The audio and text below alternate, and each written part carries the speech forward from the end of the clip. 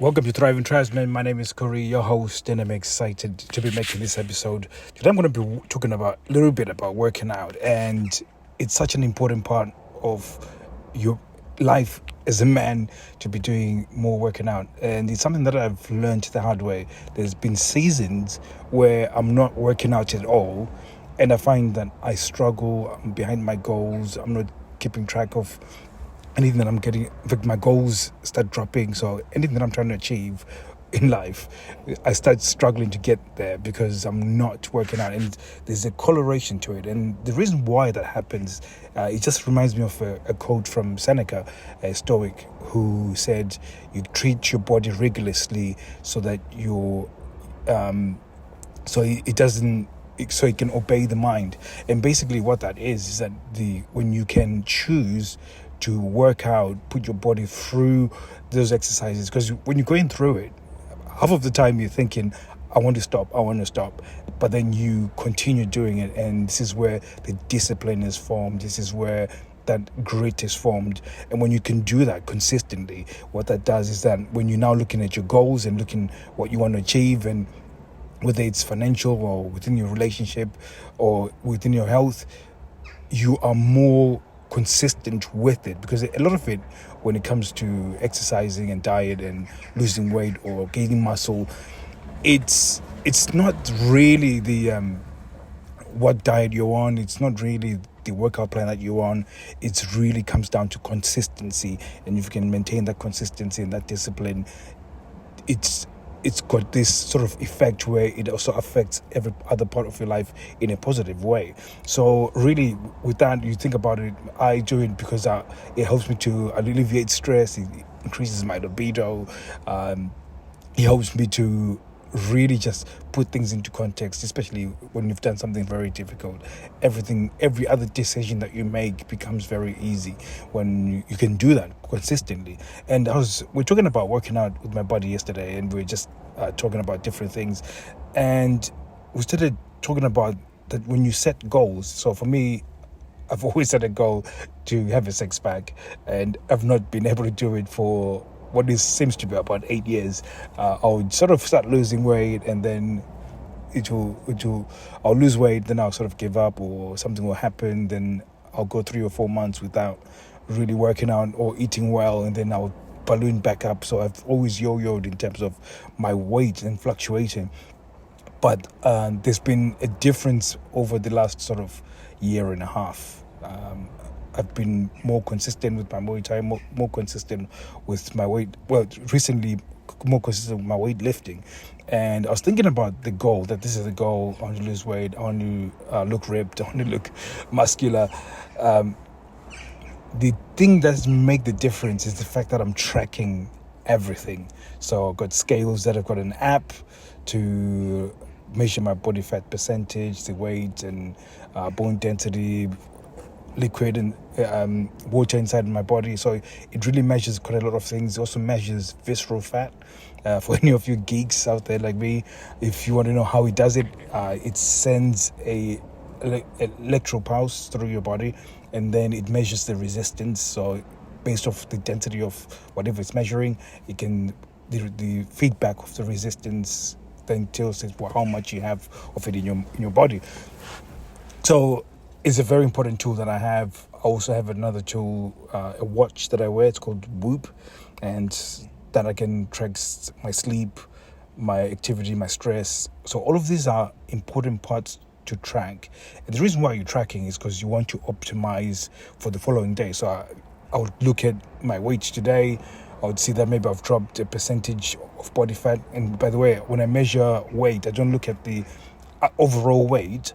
I don't measure that. I measure the fat. So the fat percentage is what I'm looking at to see that's dropping.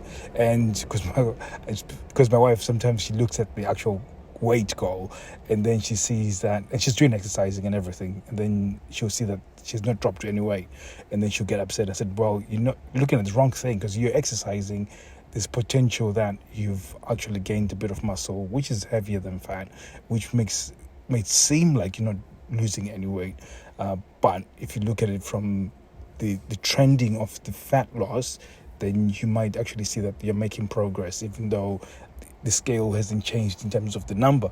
So again, when it comes to the tracking side of things, it gives you, an opportunity to actually see that sort of progression, and keeps you focused, keeps you, and like I said, I use all these tools so I can optimize what I'm doing. So for example, if I don't sleep very well, it's got an effect on everything else that I do. So it means that when I go to sleep, I try and do everything that I need to do, not to have good sleep. So some of them is not have coffee 12 hours before I sleep, no screen time. To be fair, I do have some screen time before sleep, which I resent doing, but it's something that I need to work on. But again, it's then optimizes my sleep. Then I can check that through the app to see if I've managed to get enough sufficient sleep. Then again, tracking that is very important. And you're probably wondering, what does this all have to do with being in a sexless relationship? When you can start doing this, it actually takes away your attention from these little things that upset you within a relationship. So there's certain things, because you're not tracking, you're not doing all your focus, all that energy for focusing on something. You look for a better term, the lack of a dragon to slay in your life, which for me, I guess at this moment I'm talking about is the weight loss. Because I've got this big dragon, it takes my attention away to focus on it. And when you can do that, you start showing those attributes of somebody who has ambition, who's got a goal, who's got things that he wants to achieve. And that's what makes you attractive. That's what makes you feel confident in yourself. Because when you can do that, she will see that you got attention somewhere else. And this gives her the opportunity to actually start trying to get your attention. And this is where it becomes magical, because the more you focus on doing those things, you will see that she'll be more responsive to getting your attention. And again, this is what I've been seeing with my relationship. The more I focus on my working out, and I'm not bothered if she doesn't kiss me goodbye, or I walk into the door and then she doesn't show me affection.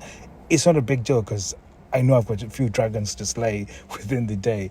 In the grand scheme of things, it isn't that much of a big deal. So therefore, she starts chasing within the relationship, which is a massive it's something that I discovered by accident, and it's something that I'm amazing. So when you start keeping track of these things, it becomes crazy.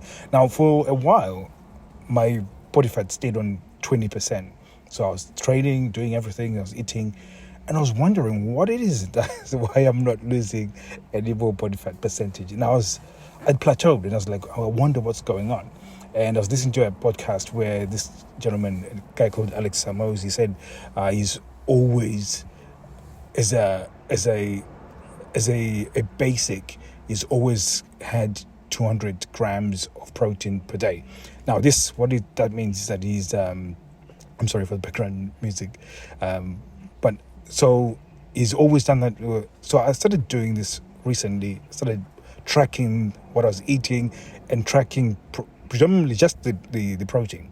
So I obviously cut out the carbs, cut out the cakes and biscuits and everything else that I usually eat. But I started focusing on getting 200 grams of protein. Wow, that has been very difficult to achieve per day. And I find myself very full pretty quickly before I get to the 200 grams.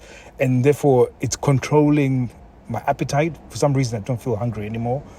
And because I'm focused on trying to get this number. And what's weird is that my body fat percentage started dropping. So I've been at least consistently going over 180 grams of protein. Sometimes I've managed to hit the 200.